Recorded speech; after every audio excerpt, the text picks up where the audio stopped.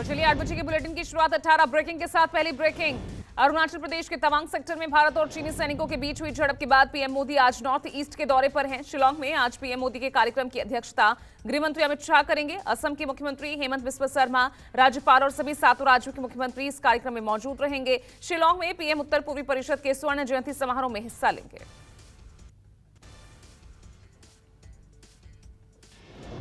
दूसरी ब्रेकिंग, आज पीएम नरेंद्र मोदी मेघालय के साथ साथ त्रिपुरा के भी दौरे पर रहेंगे। यहां प्रधानमंत्री 68,000 करोड़ की परियोजनाओं की आधारशिला रखेंगे। वहीं कई परियोजनाओं का शिलान्यास भी करेंगे। प्रधानमंत्री की तरफ से पूर्वोत्तर को मिलने वाली सौगात में आवास, सड़क, कृषि, दूरसंचार, आईटी और पर्यटन समेत कई क्षेत्रों की परियोजनाएं शामिल हैं।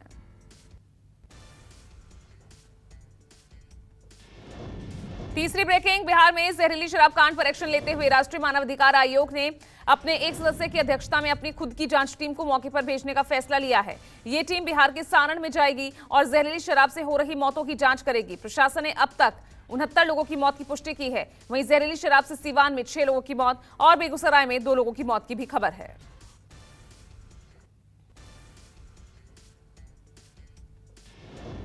चौथी ब्रेकिंग, कांग्रेस नेता राहुल गांधी ने प्रेस कॉन्फ्रेंस कर केंद्र सरकार पर हमला बोला। राहुल ने कहा कि चीन युद्ध की तैयारी कर रहा है और केंद्र सरकार सो रही है, खतरे को नजरअंदाज करने की कोशिश कर रही है। राहुल के इस बयान पर राजनीति तेज हो गई। बीजेपी ने कहा कि राहुल का बयान जवानों का मनोबल तोड़ने की कोशिश है। पांचवी ब्रेकिंग, महाराष्ट्र में सत्तारूढ़ बीजेपी और महाविकास अघाड़ी आमने सामने आ गए, जिसके चलते मुंबई समेत महाराष्ट्र के अलग अलग जिलों में सुरक्षा के पुख्ता इंतजाम किए गए हैं।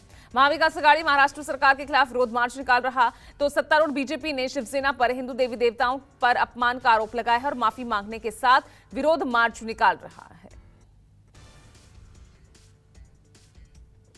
छठी ब्रेकिंग, आज आम आदमी पार्टी की राष्ट्रीय परिषद की बैठक होगी, जिसमें 2024 के लोकसभा चुनाव को लेकर चर्चा हो सकती है। ये बैठक सुबह 10 बजे बुलाई गई है। माना जा रहा है कि इस बैठक में अरविंद केजरीवाल के साथ साथ पंजाब के सीएम भगवंत मान, सभी राज्यों के सांसद और विधायक शामिल होंगे। पार्टी बैठक में इस बात पर विशेष मंथन करने वाली है कि 2024 के लिए चुनावी प्लानिंग कैसे की जाए। सातवीं ब्रेकिंग, भारतीय नौसेना की ताकत में इजाफा होने जा रहा है। आज इंडियन नेवी में मिसाइल डिस्ट्रॉयर को कमीशन किया जाएगा, जिसका नाम मोरमुगाव है। इस स्वदेशी गाइडेड मिसाइल डिस्ट्रॉयर के कमीशन होने के साथ ही भारत की समुद्री युद्ध शक्ति और ज्यादा बढ़ जाएगी। इस स्टेल्थ गाइडेड मिसाइल डिस्ट्रॉयर के 75% उपकरण और हथियार भारत में बनाए गए हैं। आठवीं ब्रेकिंग, आज बिहार के नए डीजीपी के नाम की घोषणा हो सकती है, क्योंकि सोमवार को वर्तमान डीजीपी का कार्यकाल खत्म हो रहा है। इसके लिए यूपीएससी ने बिहार सरकार को 3 नाम भेज दिए हैं। अंतिम रूप से एक नाम पर मुहर लगेगी और नए डीजीपी को प्रदेश की पुलिस की कमान सौंपी जाएगी। संघ लोक सेवा आयोग यानी यूपीएससी ने बिहार सरकार द्वारा डीजीपी पद के लिए भेजे गए 11 नामों में से 3 नामों पर अपनी अंतिम मुहर लगा दी है।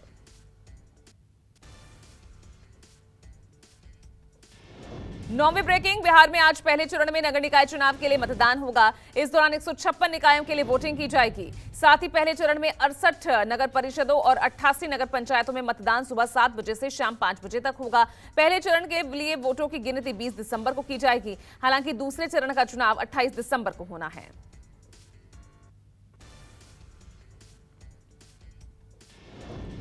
10वीं ब्रेकिंग, बिहार में नगर निकाय चुनाव से पहले कई जिलों से शराब बरामद हुई है। बिहार के समस्तीपुर, भागलपुर, सुपौल, अररिया और मुजफ्फरपुर में नगर निकाय चुनाव से पहले भारी मात्रा में शराब बरामद हुई। समस्तीपुर जिला के रोसड़ा में से लेकर एक वीडियो भी इन दिनों तेजी से वायरल हो रहा है, जिसमें युवक भाग रहे युवक का पीछा करते हुए युवक को बोलते सुना जा सकता है कि पूर्व चेयरमैन की शराब है। 11वीं ब्रेकिंग, यूपी के मुख्यमंत्री योगी आदित्यनाथ आज सुबह 11 बजे लोक भवन में माध्यमिक शिक्षा विभाग में नियुक्त किए गए सहायक अध्यापकों को नियुक्ति पत्र बांटेंगे। इन सभी अध्यापकों का चयन लोक सेवा आयोग के माध्यम से किया गया था। सरकार दावा कर रही है कि उत्तर प्रदेश में पारदर्शी तरीके से सरकार रोजगार दे रही है। हालांकि विपक्ष का दावा है कि यूपी में सरकारी महकमों में हजारों पद खाली हैं।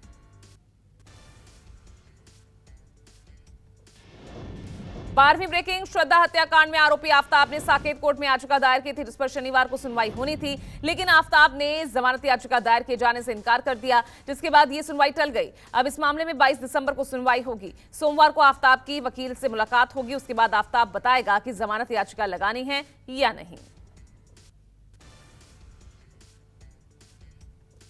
13वीं ब्रेकिंग श्रद्धा हत्याकांड में आरोपी आफ्ताब ने साकेत कोर्ट में याचिका दायर की थी, जिस पर शनिवार को सुनवाई होनी थी, लेकिन आफ्ताब ने जमानत याचिका दायर किए जाने से इनकार कर दिया, जिसके बाद ये सुनवाई टल गई। अब इस मामले में 22 दिसंबर को सुनवाई होगी। रुक करते हैं अगली ब्रेकिंग का। भारत तिब्बत संघ के राष्ट्रीय सम्मेलन में भाग लेने के लिए जम्मू पहुंचे तिब्बत के पीएम पेपा सेरिंगला ने तवांग घटना पर बड़ा बयान दिया। तिब्बत के पीएम ने कहा कि तवांग घटना को सुनियोजित तरीके से अंजाम दिया गया। चीन का नेतृत्व और सरकार खुद को वर्तमान में असुरक्षित महसूस कर रही है। वो अपने देश की जनता का ध्यान हटाने के लिए भारत में इस तरह की गतिविधियों को अंजाम देने में लगी हुई है। 15वीं ब्रेकिंग राष्ट्रीय स्वयंसेवक संघ के प्रमुख मोहन भागवत आज मुंबई दौरे पर हैं। यहां भागवत भारत विकास परिषद के संस्थापक डॉक्टर सूरज प्रकाश की जन्म शताब्दी समापन समारोह में शामिल होंगे। ये कार्यक्रम मरीन लाइन्स स्थित बिरला मातु सभागार में शाम 4:30 बजे से शुरू होगा। भारत विकास परिषद और कोंकण प्रांत की ओर से समारोह को लेकर सभी तैयारियां पूरी कर ली गई है।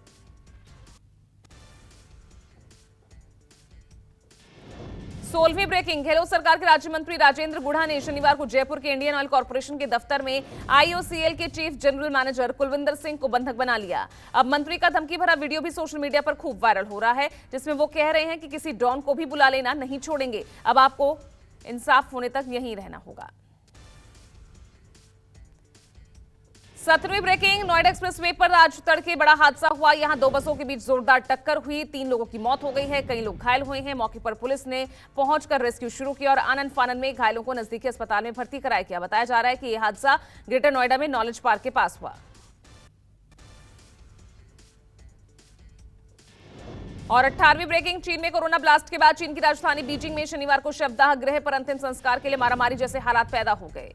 कोविड केसेस में बढ़ोतरी को देखते हुए शंघाई की एजुकेशन अथॉरिटी ने सोमवार से स्कूलों को बंद करने का फैसला लिया है। वहीं चीन के centre for disease control and prevention के चीफ वू जिनियो के मुताबिक कोविड के खतरे को अनदेखा नहीं किया जा सकता।